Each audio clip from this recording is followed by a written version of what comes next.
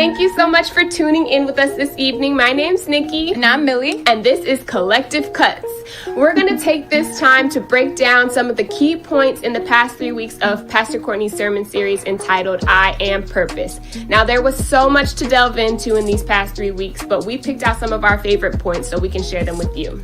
Week 1, we talked about awakening your purpose. Week 2, we got rid of all distractions. And week 3 was all about standing in your purpose. So let's dive in. This is Awakening Your Purpose by Pastor Courtney. Here's what you have to do. Release your purpose. Because somebody's in the dark and they got to come to the light. But it happens to you taking the top off your purpose. And by doing that, the Bible says you're like a masterpiece. Picasso, baby. You're like a masterpiece. He said, I've put you together. You're like a masterpiece. Why? Because he said, when people see your life, it says they will give the Father. They will lift up their hands. One of the first things that you have to recognize is that when God began to dream about you, he talks about it in Jeremiah.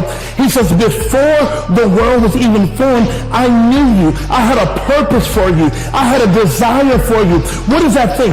The Bible talks about a people, but when it's often talking about a people, realize this, God doesn't bring a people unless he invests a purpose. Yo, let's talk about the word purpose.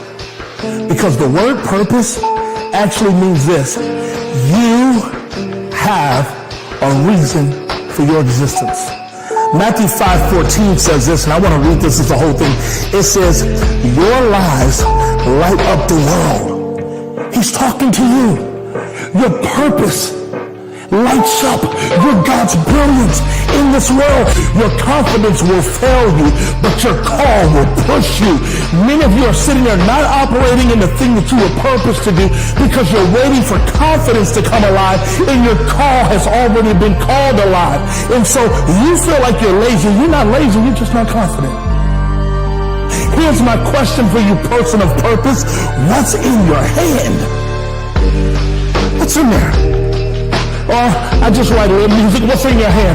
Or I just cook a little bit, what's in your hand? Or I'm just administrative, what's in your hand? Or I can just put beats together, what's in your hand? Or I can edit this video on TikTok, what's in your hand? Or I can look at things and find issues, what's in your hand? I can put strategies together, what's in your hand? Or I do a great job of taking care of kids, what's in your hands? Because what you feel like is throwaway that's in your hands, God is saying what's in your hands is somebody else's hope. Yo, that was so powerful, man. That was good. You have to trust your calling more than you trust your confidence. Yeah, that's true. I feel like as an artist, I've definitely struggled with that, you know? Yeah. I've always tried to hold on to my songs, but man, like God's calling over my life is way greater than my confidence. Yeah. Yo, we actually released something this week. Right? We used what we had in our hands. Yes. We were stuck in a snowstorm out here in Texas. So cold. But God gave us some extra time. We used that. He gave us some talents. We used those. And we created a dope visual. You dropped your music video. I did, man. It was so cool. Got rid of all those distractions. Yes. You have to get rid of those distractions. Speaking of distractions, here's Distracted Purpose with Pastor Courtney. The Bible says in John 10 that the thief, talking about the devil, talking about the enemy, he comes in to steal, kill, and destroy. You know what he wants to steal? Your future. You know what he wants to kill? Your drive.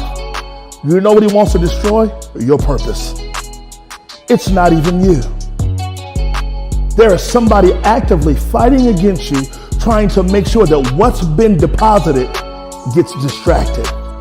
There are 3 things he wants to do. He wants to overwhelm your struggles, overuse your strengths, or overthrow your strategy. Overwhelm your struggles. For many of us out there, you're like, hey, that's me. Whatever my struggle is, he just keeps trying to wrestle it down and overwhelm it. And it says that the enemy is like a roaring lion looking for its prey to devour. Here's what I realized. It's not that the enemy is vicious, it's that he has volume. He's loud. He's loud. He makes me think the walls are caving in. He makes me think that everyone's against me. He makes me think that I'm lazy. He makes me think that I have nothing to give. He makes me think that all of these things are happening, and it's not that he's vicious, it's that he has volume. You gotta learn that when you're balanced and you're focusing on what God says about you, he has a way of taking the volume of the enemy and turning it down. And for many of you out there, you've been distracted because you've been doing things that you have the right to do, but you don't have the authority to do. Are you supposed to work on that project, or is it taking time away from what you're called to do? He wants to overuse your strength. When you overuse your strength, it's possible to become obsessive about your assignment. Maybe that's why you haven't finished that book. Maybe that's why you haven't finished that project yet. Maybe that's why you haven't finished the thing that he's called you to finish. Because in the midst of overusing your strengths, you're becoming obsessive about your assignment. What's the third thing? He wants to overthrow your what? Strategy. Say it with me. You cannot have my strategy. You didn't even have to write in the chat. Just say it. Say, you can't have my strategy. How many of us in the midst of transition, we've gone from dreaming to distracted? What does that distraction look like? God puts in a deposit. The enemy creates a distraction.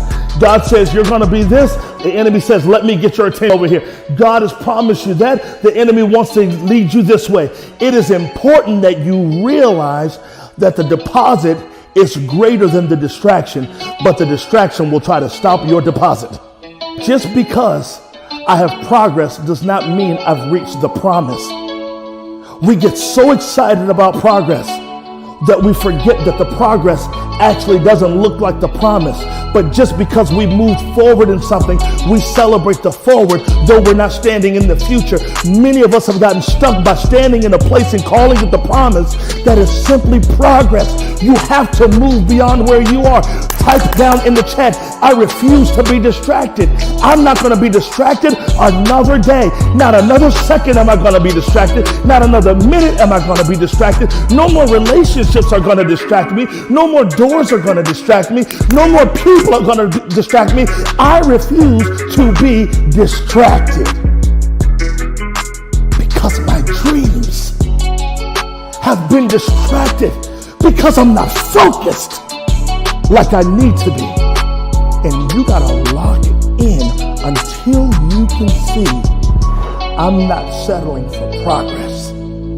I'm going for the promise.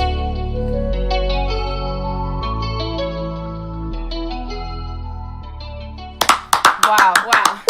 I am no longer distracted. And I refuse to be distracted. That's powerful. Yeah, I realized that all those negative thoughts I had, like I'm not good enough, or like my gift is not powerful enough, Right. like that's just all distractions of the enemy. It's trying to get me away from what I'm actually called to do. Yes, and those distractions, they just stand in the way of our purpose. Our purpose that God has placed in our lives is so great. We can't settle for the progress of our lives. We have to go for the promise. Even though every step of the way it seems like, oh my gosh, I'm doing great things, I'm so successful, I've made X amount of money. God's promise for us is greater than anything we could ever imagine. Way greater. So we can't settle for that progress. We have to go for the promise. Right. And standing on your purpose. Yeah, stand on purpose. Speaking of, here's Stand on Purpose with Pastor Courtney. The feelings you thought were there to protect your future, they've really been in cahoots with your fears. Those feelings, well, I got to protect myself. My feelings are all over the place. My feelings are all over the place. My feelings are all over the place. And you said my feelings protect my future. No, your feelings don't protect your future. Your feelings have been in cahoots with your fears. And your fears have been leading the way because I know everybody else fell. But God says, I have a holy plan for you. Grab your faith. Agree with God and make a decision. That purpose on the inside of me has laid down for its final time. Get up. And number 3, decided purpose. What does that mean? Decided purpose means it's now time for me to choose. It is time for me to choose. I have to choose. Am I going to walk in my purpose? The week 1, you awakened it. Week number 2, you told me I was distracted. Now week number 3, I got to decide. Am I decided to walk forward, or am I going to stay where I am? I have to decide to walk forward because somebody is reliant upon my yes. Somebody is sitting in a place of misery right now, and they need your script. They need your music. They need your hand. They need your voice. They need your lens. They need your yes. They need something from you. Somebody is sitting in a place of misery, and the purpose of your ministry is going to snatch them out of there. You have a purpose. We are here to show forth the glory of God. How do we do that? It's not about just awakening to the purpose. It's about understanding that life has to be on purpose.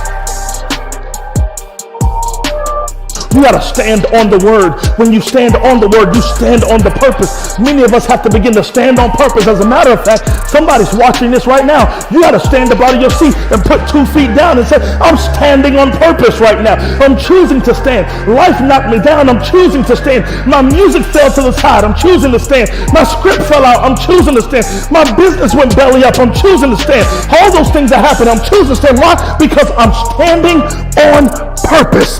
I have moved from over here to say I am standing on purpose. I am breathing on purpose. I am living on purpose. My family has a purpose. Everything that I do now is not just happenstance. I'm doing it on purpose. I'm standing and I won't be moved. You are the answer to a problem that already exists, and you have to initiate your purpose so that way God can push you forward and begin to start solving some of these world problems. There are world problems, there are local problems, there are regional problems, there are life problems. You are going to help somebody who's thinking about ending their life and ending it all, and you will walk up to them and help them and say, you have life. Sir, you're thinking about ending it? The devil is a lie. Ma'am, you're thinking about ending it? The devil is a lie. You have purpose.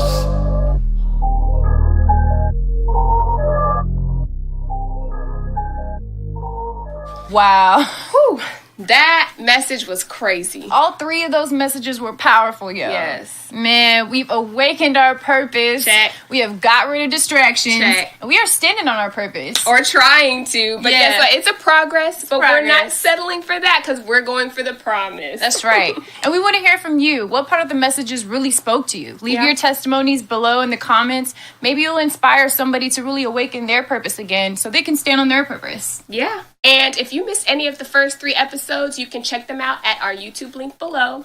We're so glad you tuned in for this first edition of Collective Cuts. We've got so much more content for you guys. Next week is going to be crazy. Pastor Courtney has a word for us. Make sure you tune in on Monday. We can't wait to see you there. What an incredible night tonight. Listen, tonight was so dope. We invited you and guys into what we call Collective Cuts, bringing back all 3 weeks, and that was dope. Listen, next week is going to be exciting. Here's what I want you to do. I need you to invite your friends. When you log on next week, hit share. Why? Because next week is going to be bananas. We're actually going to take communion next week. So you want to get something that's solid, something that's food, and you want to get some type of a liquid. And we're going to walk you through what communion looks like when we talk about our purpose. We're just going to put some cement onto our purpose with communion. Listen, you guys have been partnering with us. You guys have been sowing and giving, especially off of last week. And listen, partner with us again. You can keep partnering with us. The links are below. Boom and boom. Feel free to take a moment now. Partner with us. The testimonies, and I want to really say this. The testimonies that are coming in are mind-blowing. I am shocked. And I shouldn't be shocked because God is so cool. But I'm really blown away by how fast these testimonies are turning around. Next week, we're going to gather all the testimonies and we're going to share them with you before we take communion, before we launch. So that way, hey, we just want to build your faith. So you got to join us back next Monday. It's going to be absolutely incredible. And look out for the content during the week. We're dropping some things through the week, but I need you to share it. Why? Because your friends gotta see what you're a part of. Remember, I am purpose.